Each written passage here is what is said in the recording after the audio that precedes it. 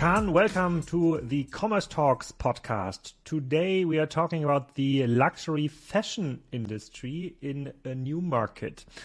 You are Digital Channels EVP at Vakko, and you're well informed about how to sell very exclusive fashion to your target group. Please introduce yourself to the audience, and then we are talking about Vakko and the luxury fashion industry. Okay, thank you, Alex. Thank you for having me. I'm Kaan. I've been working for Vakko for around a year now.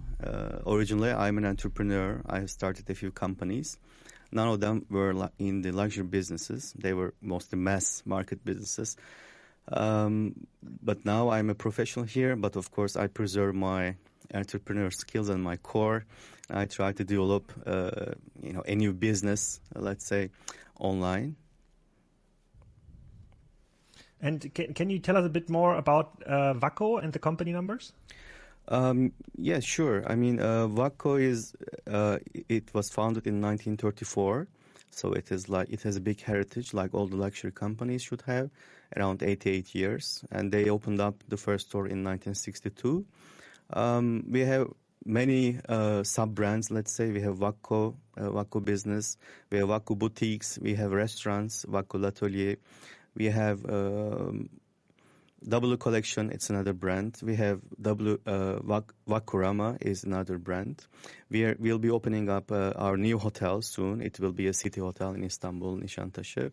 So with all this, we have around 200 stores in Istanbul and in all over Turkey, And as a new strategy, we try to touch every line of business that we can contribute with our luxury vision, let's say.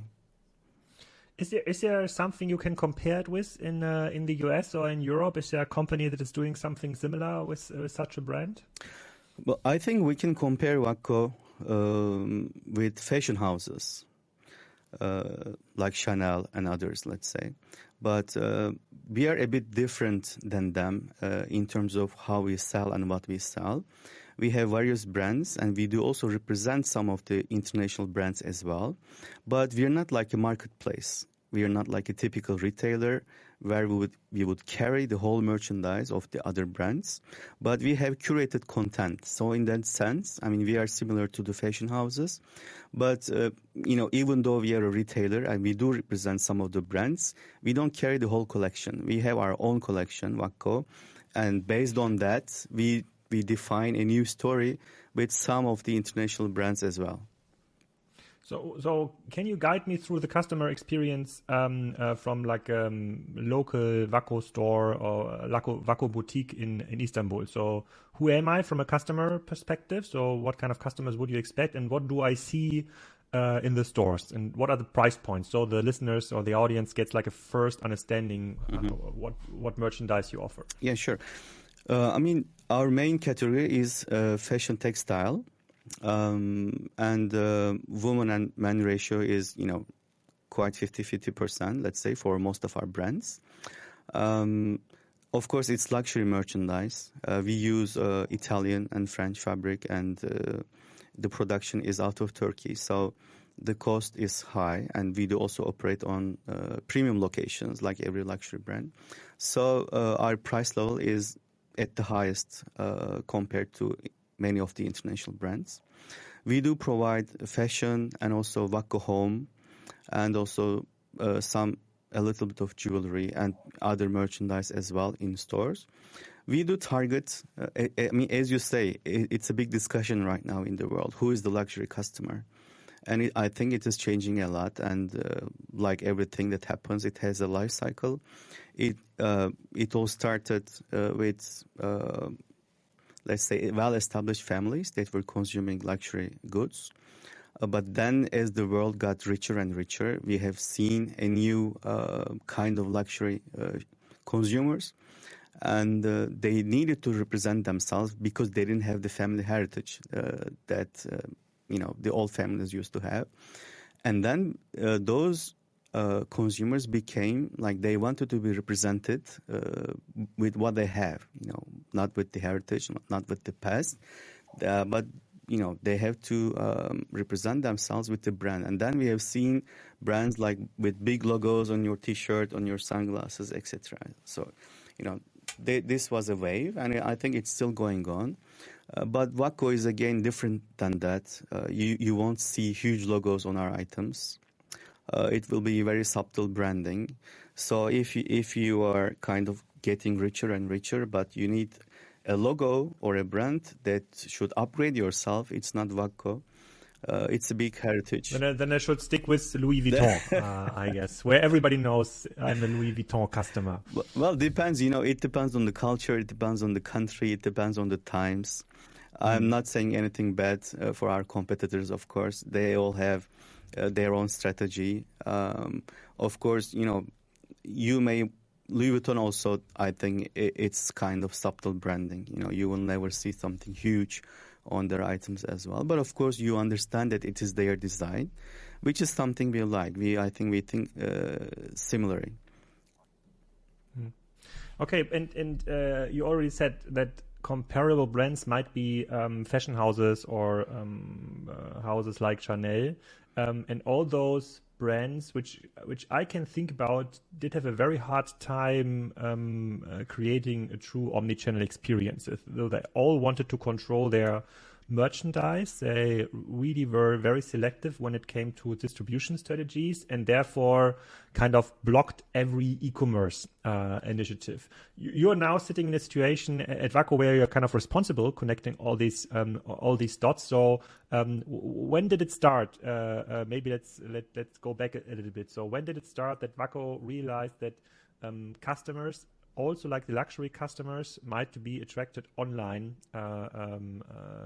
next to the brick and mortar stores? Yes, I mean, as you say, it's quite new. I think it started 4 years ago because the next generation of the family, they want to sell online because, the generations change.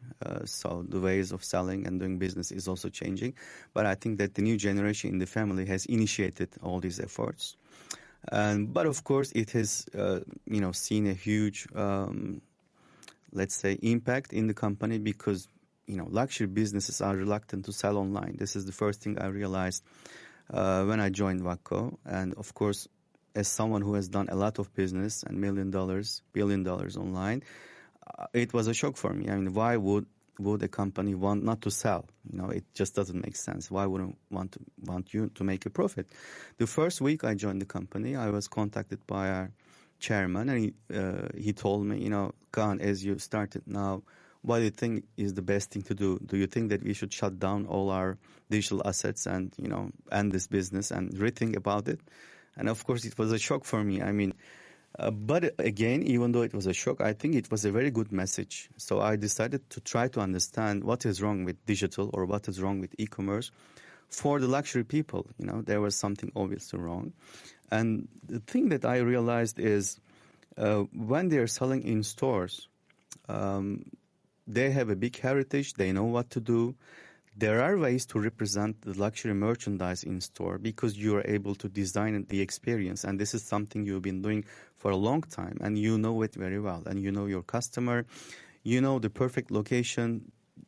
You can't get a competitor that is selling mass merchandise next to you because it's a premium location, right? And on the street, in the shopping malls as well. Your stores are designed in a such way that they do really represent the luxury way of shopping, like the lighting, the decoration, the materials, the employees in the store. Everything is designed in that way.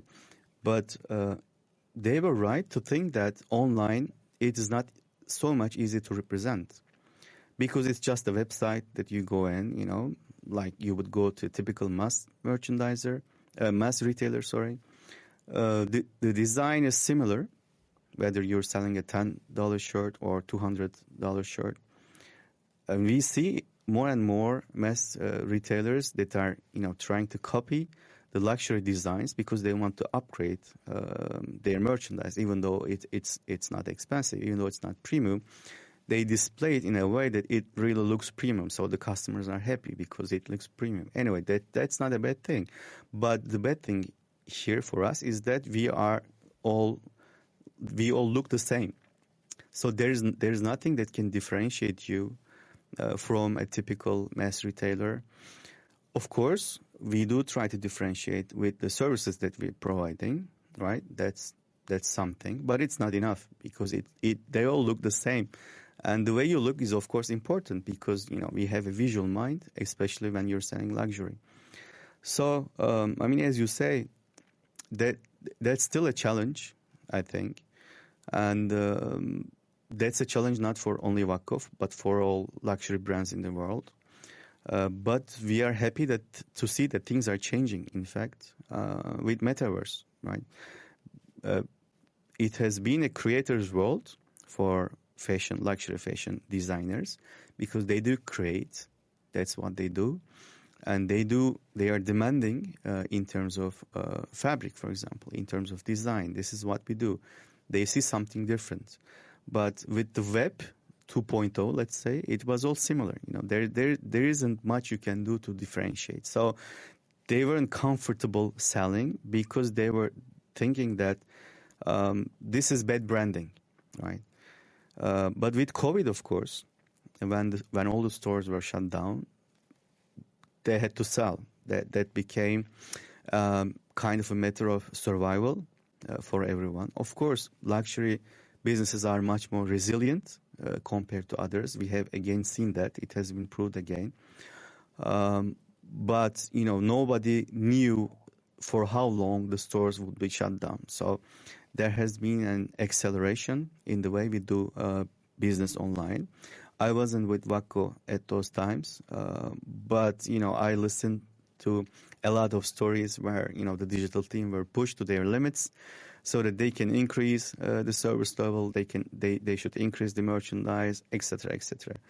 But now that it is over, the stores are again picking up. In fact, they are much more profitable and they are generating much more revenue before COVID. So it's all good now.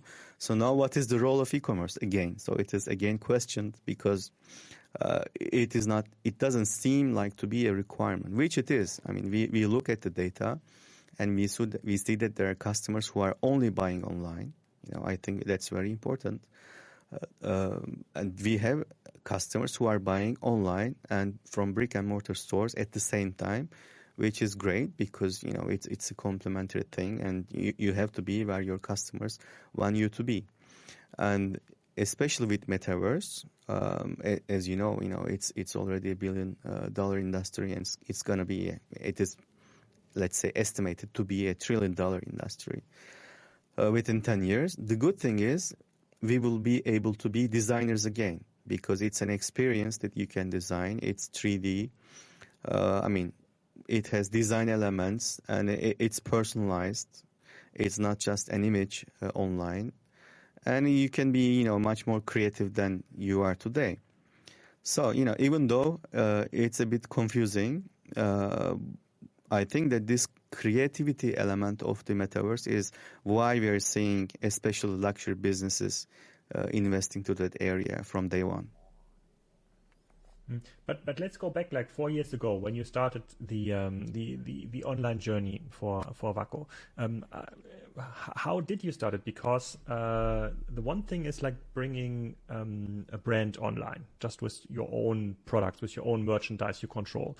The very other thing is to bring the retail aspect online. So bringing other brands, maybe Chanel you are selling in your stores or other, whatever brands might fit for the boutiques online. So how was the thinking process back then? Because I would guess that people that were managing the store, people that were managing the assortment were not so happy about the e-commerce analytics, right? Yes, you're right. The first way was, we should sell online. At least we should experience, we should learn from the online initiative. And as I said, I wasn't with Vakko those days, but they developed a in-house software, and it was an in-house team. And the reason to be online was to sell online, not to represent maybe the image of the company, but to generate some kind of revenue. So this is all everything has started. But gradually, as the industry was really growing, it is not easy to manage all these employees that you have in house. And then, of course, you lose your key employees to maybe digital brands that are native, and it's not, I mean, it's not easy to manage that business the way we have been doing it. So we decided, I mean, the company decided to switch to another software e-commerce platform that could provide you all the functionality out of the box. And the brands were not happy because it was kind of chaotic in terms of what you're selling. We have stock replenishment procedures, for example, and then we decide, which stock should be where at what time. But when you open that stock to e-commerce, I mean, you consume that stock in one day, and your customers are coming and they see that there is no stock anymore. So, all this had to be really carefully crafted so that we can really serve the customer online and in-store as well. We have our loyalty program that wasn't working for online customers, that created a lot of complaints, etc. I mean, it has been a journey for Vakko, I think, for like many brands. We have made some mistakes, but we learned our lesson. But now what is next is, I mean, the bad thing for, I think, the luxury businesses is that we have to be creative in every way that we operate. So what I mean by that is, I mean, we decided to sell online, and we have done it. It was just like a task that we have accomplished. That's something. But then we have seen that we are basically doing the same thing as our competitors or as the mass retailers, right? So that's not good. And then we said, what are the services that we can provide so that we can really reflect our vision of selling luxury merchandise. And then the first phase was trying to copy what you're doing in store. I think that was phase one for many of the luxury retailers. Because in store, when you go to the store, there is someone opening the door for you. You go inside, you see the lighting, and we do really help you like all fashion businesses. But that's something you couldn't do online. So online fashion retailers, I mean, I have seen companies that did paint the door in the website. Then, you would knock the door with the mouse and you would open the door. So the first reaction was really copy what you're doing in store, because that makes sense. This is how you're selling. This is how you've been selling for a long time. And you want to provide the same experience because you know that it works. Of course, it didn't work. It all had to be changed. And I think that being multi-channel doesn't mean copying what you're doing in store to digital. That just doesn't make sense. We did also learn it in the past. Of course, I'm not saying that online customers and brick and mortar customers are totally different. That's not what we see right now. We see more and more people using a number of multiple channels at the same time. That's the thing that is growing. We are not really growing in terms of pure digital customers. We are growing with the number of customers who have been buying from stores, which are also now buying online, and that's the customer base that is growing. And did it create problems with product management, advertising? Yes, because I mean, everything we do is so different than online players, let's say. The team also couldn't cope with it because doing the way of operating with a luxury brand is completely different than what we are used to seeing online, especially from digital native players. The way we advertise is also different. So most of the advertising models of Google and Facebook didn't work for us because we don't want to display prices, for example. That's not what we do. We don't sell with price. We sell with the design, and we show it to the right customer at the right time.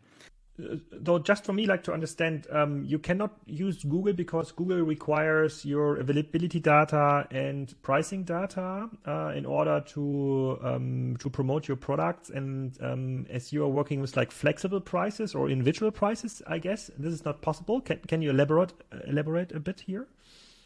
Yes, sure. I mean, it's not only with Google, but with most of the programmatic advertising. The models are created as such that you have to display the item, the price, and in stock, and discount, etc. But that's not how we sell. We don't sell with price, so the price is not an issue.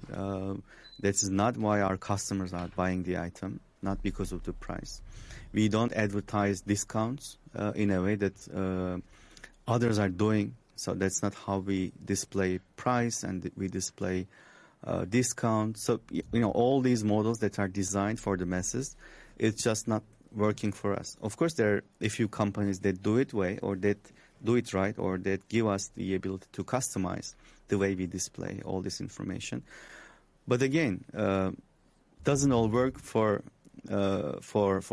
fashion brands when we try to apply what they know best and what works best, because usually they try to optimize your revenue, right? But again, it's not all for sales for us. We do a lot of advertising just to reach out to our customers, again, at the same time, at the right frequency, with the right image. But will it generate sales? Of course we hope, of course we plan, but that's not the primary objective. So you are saying like the online industry, which was all built around like choose your keywords, choose your target group, sell within like 3 clicks, and then try to get a repeat sale with like a newsletter campaign or a voucher campaign or whatever campaign, that's not working for you. If this is not working, are there other channels, other tactics like Instagram, for example, working much better because they're focusing rather on the brand, on the image, on the story, and not so much on the sales? Yes, right. As you say, Instagram works very well, and we use Instagram a lot. I think probably 90% of our budget will be probably Instagram, or let's say, mostly visual channels. We like Instagram because with other advertisers, you are always a neighbor to a brand, right? For example, when you advertise programmatically, your ads will be seen on a news website, for example, maybe. Even though there are ways to curate that as well, it's not always obvious. And when we make a mistake, if you lose sales, that's okay. But if you hurt the brand, then that's the biggest you can make with a luxury brand. So, we are very careful. But with Instagram, it's always targeted to the customer, and it's always in the Instagram, so that you don't have a bad neighbor. And all this can be very catastrophic because of wrong brand association, right? You don't want your brand next to another brand that you don't want to be with. Even though it's subtle, if you do this mistake consistently, then you can really hurt your brand. And we have seen many examples of that in Turkey. They were mass brands, not luxury brands. But they were mostly pushing to sell and to discount. And some of those brands, they just don't exist anymore.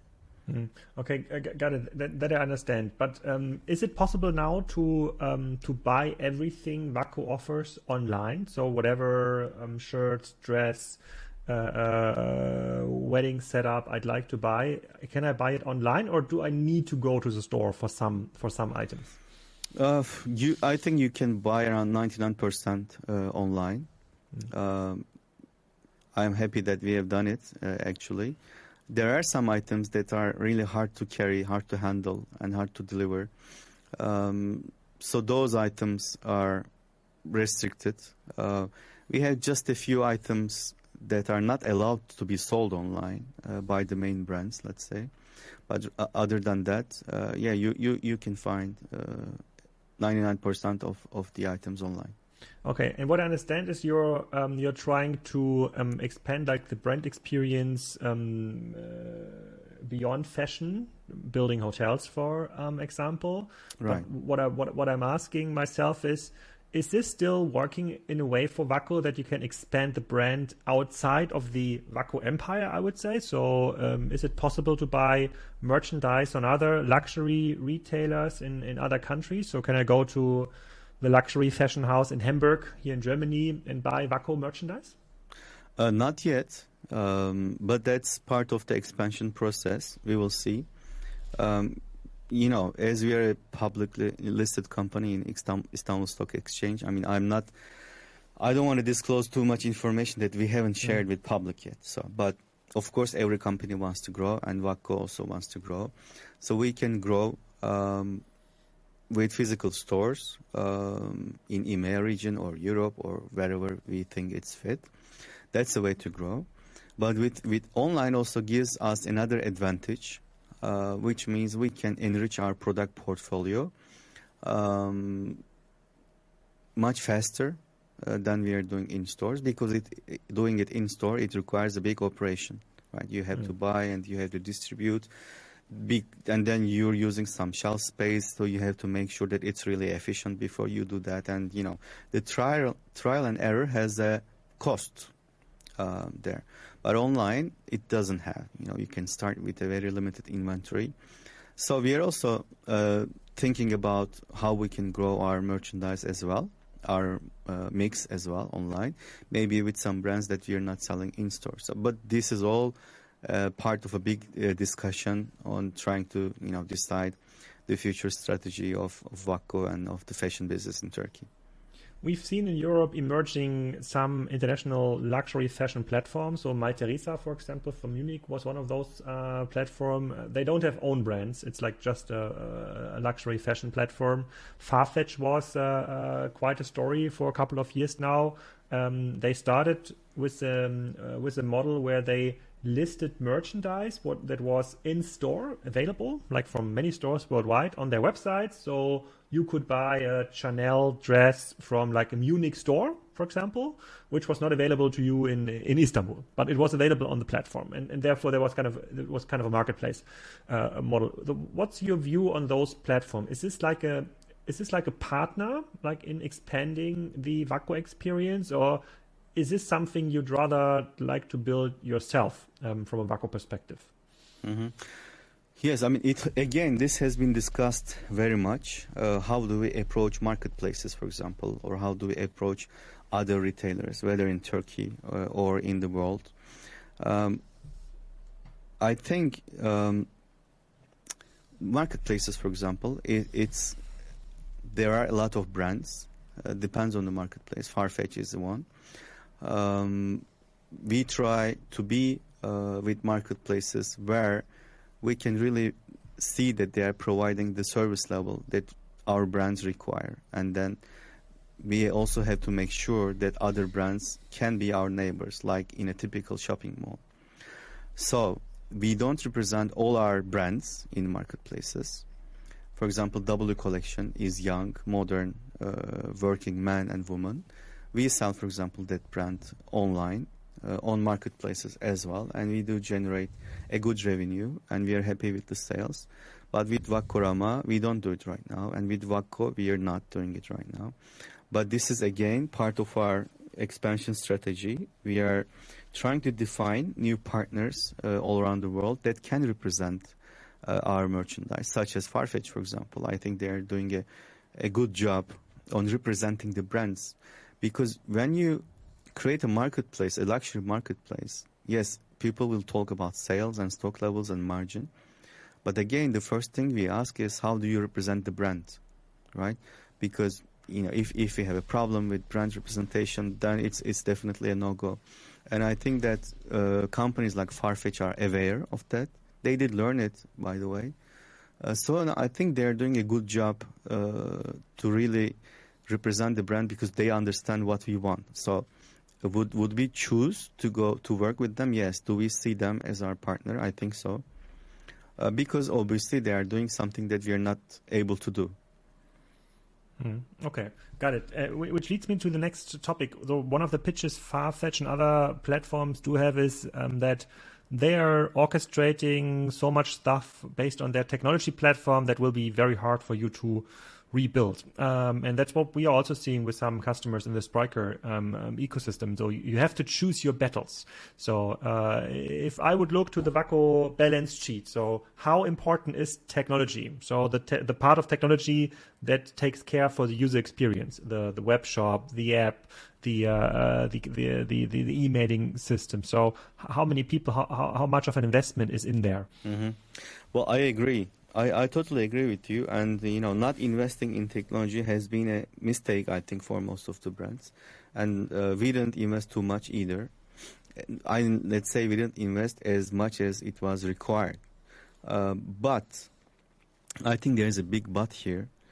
Maybe 10 years ago, all those companies, they were differentiating with the systems, with the algorithms that they had. And that was really creating a big value because most of the typical retailers were not able to use those tools, right? Because you need to invest not only money but also time because those solutions were not in the market. And then they weren't mature. I mean, there were products, but they weren't mature for us to use because we are not a tech company, obviously.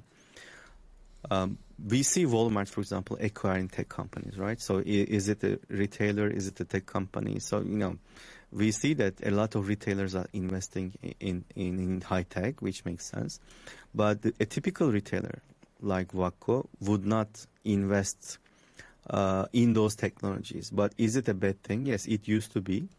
Is it now? I don't think so. Because now, all the technology that we used to use 10, 15 years ago that were really difficult to acquire because of the technical complexity of the products, they are now very simple and easy to acquire and at a very good cost. We don't have a cost problem, obviously. Luxury businesses are able to, pay for what they use. But, there are many products that are really mature enough for us to use to compete with those companies. So I don't think, maybe they have something. They will, of course, always have something more, but the gap is closing. So the tech that you're using right now is not the main differentiator.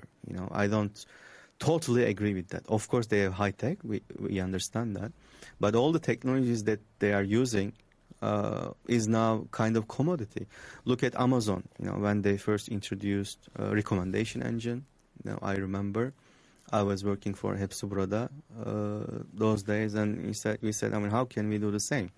Because the technology, yes, we understood it, but it wasn't easy to code, to deploy, to manage, to maintain, etc. I think it took us 6 months to develop the algorithm, the servers, maintenance, etc. And then in 5 years, we decided to use a tool that is ready, that performs much better than our algorithms, and that is much more manageable. So I think that there are a lot of companies that are providing us all this tech so that we can compete. Okay, technology, I totally get. Can you comment on the Corona effects? I don't know what the situation was in Turkey over the last 2 years, like for a company that was really relying on the brick and mortar experience. I would assume that it really accelerated the e-commerce and digital activities over the last 2 years because the company learned it's even more important than expected. Yes, right.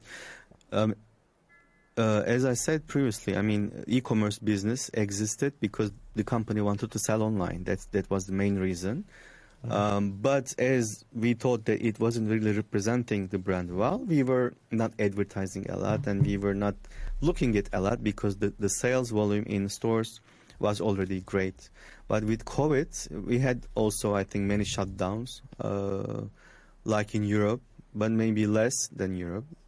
But of course, the revenue was affected. But the decline wasn't huge. Even though with the big revenue, it affects you. It was around 20 to 25% of sales decline in year 2020. But the fear was, how long is it going to take? No one knew, Because nobody knew, you had to decide where to invest, right? Maybe the stores will never reopen again. Is it a possibility? Yeah, why not? We don't know. Maybe it's going to take 10 years to recover.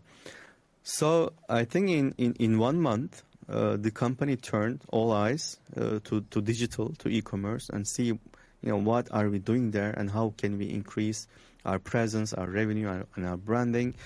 And we have realized that we didn't have the muscles to do it, right? Because it was neglected, because we didn't think that it was that much important, that because we had stores. So we didn't have any muscles. So we didn't know how to fight, how to compete, and how to be fast, etc., etc. So this changed. COVID changed that. Now we know that it is important. Now we know that we need to have muscles, whether we use it or not. We just need to have them. That we have to learn and we have to progress. We don't think that the future of retail is going to be online 100%, right? It's probably not going to happen ever. We may decrease the number of stores in the future. We will see.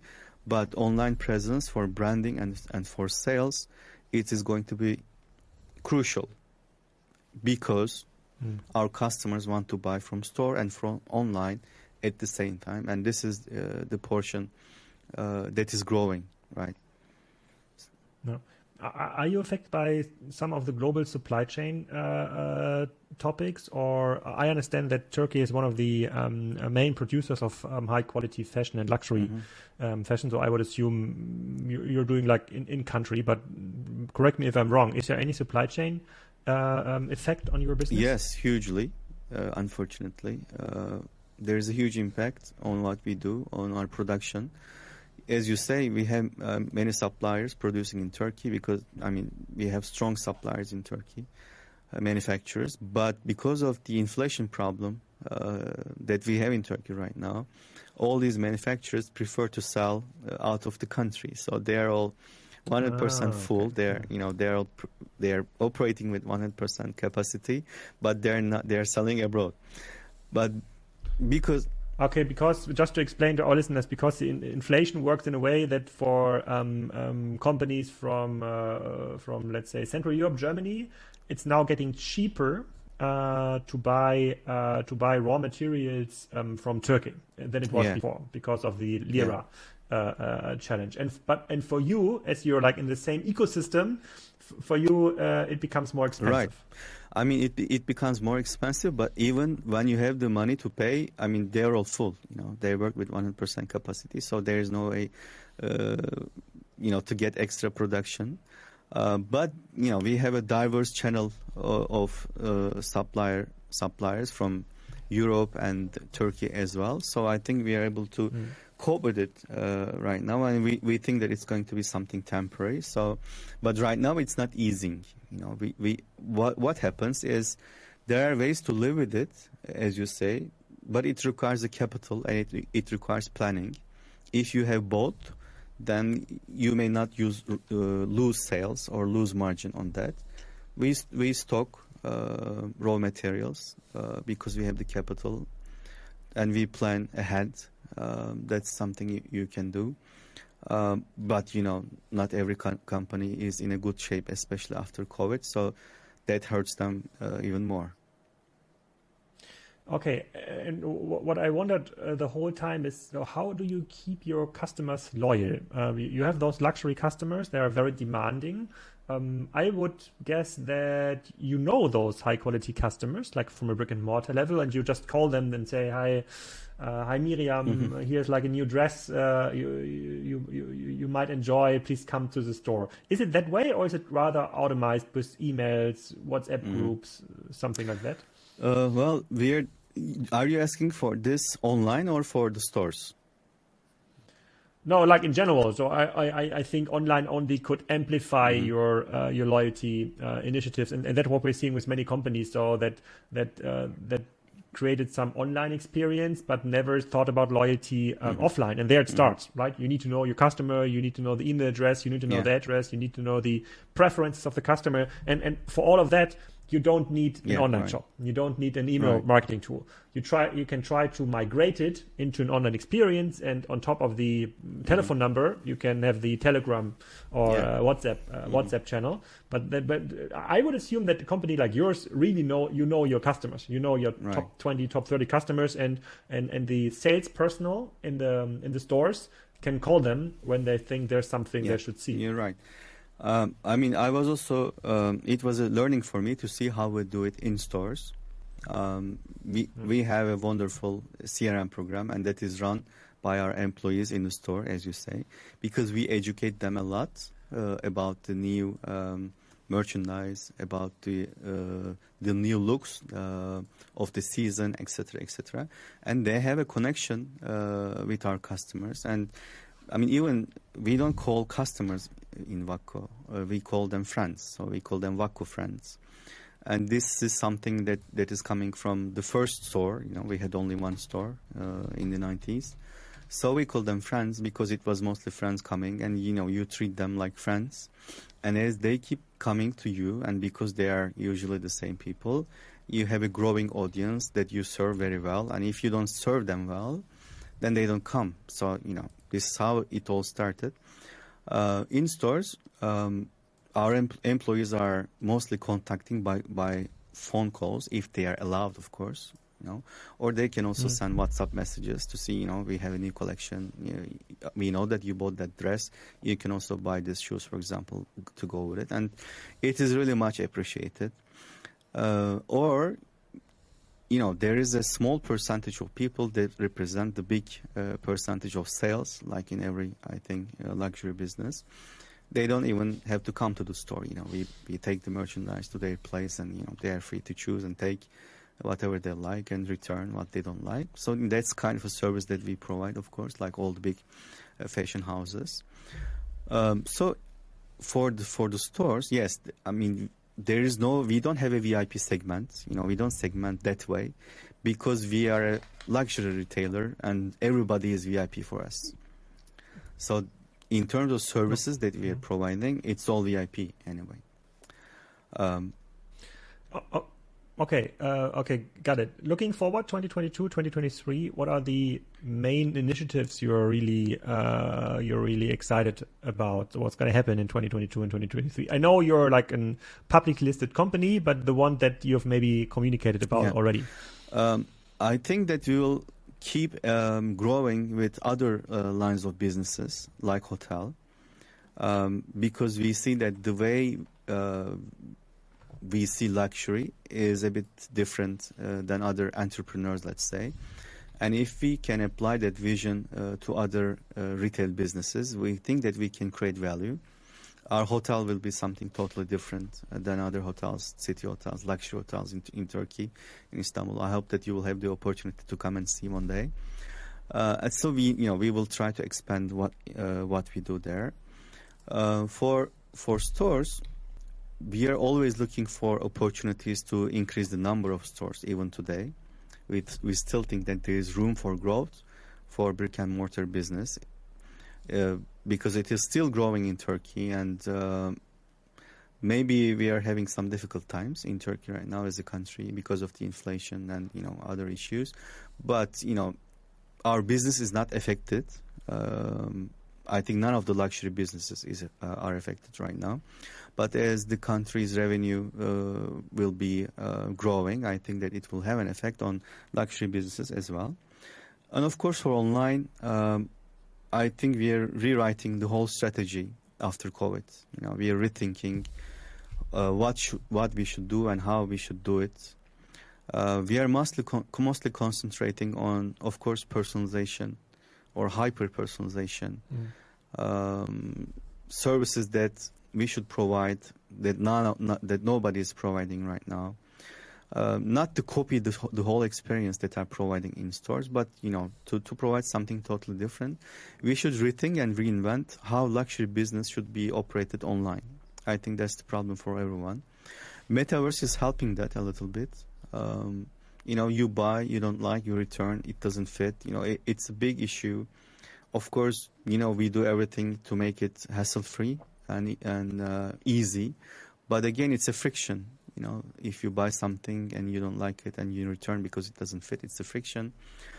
So, we're working with a lot of virtual try-on companies to see how we can, make this process much more easy. So you can see how that dress would look on you before buying it, because you're not going to the store. Or would it really fit before buying? Or you can do mix and match, and we can recommend you this and this as well. We see that you have tried this, but let's try this new look with the shirt that you already have.